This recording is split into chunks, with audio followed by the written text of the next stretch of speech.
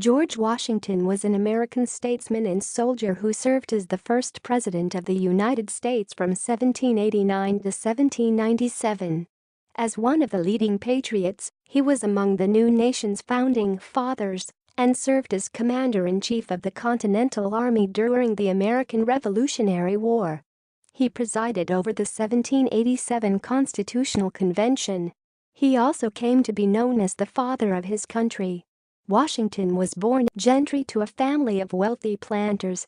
His early education was simple, which included mathematics and surveying, which he soon put into practice. He joined the colonial militia at the start of the French and Indian War and became a senior Virginia officer. He grew in his opposition to Britain's rule by its parliament, which allowed no representation from the American colonies yet began to levy direct taxes on them. The Second Continental Congress made him command army in 1775. He crossed the Delaware River in midwinter and defeated the British in 2 battles, retook New Jersey, and restored momentum to the Patriot cause. Washington's strategy, field command, development of the army, and alliance with the French all combined to defeat British forces in every theater, climaxing with the Allied victory at the Siege of Yorktown. Historians attribute his success to his mastery of military command on the job, military through coordination with congressional and state officials. Once victory was in hand in 1783, Washington resisted further power and resigned as commander-in-chief, affirming his devotion to American republicanism. He was unanimously chosen to lead the Constitutional Convention in 1787, which devised the new federal government. He was also admired for his strong nationalist leadership qualities and was unanimously elected as president by the Electoral College elections.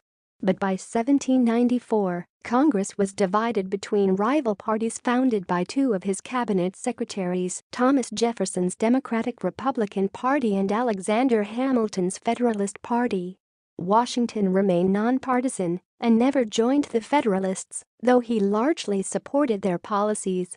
He adopted Hamilton's programs to satisfy federal and state debts, to establish a permanent seat of government, to implement an effective tax system, and to create a national bank.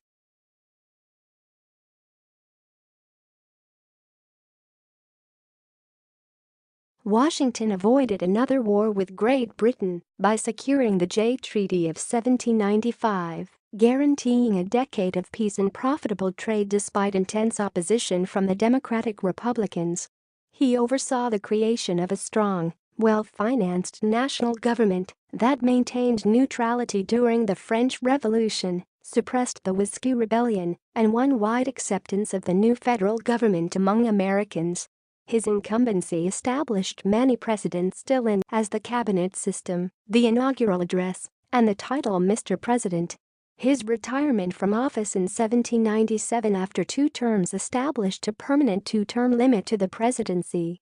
Washington's farewell address was an influential primer on civic virtue, warning against partisanship, sectionalism, and involvement in foreign wars.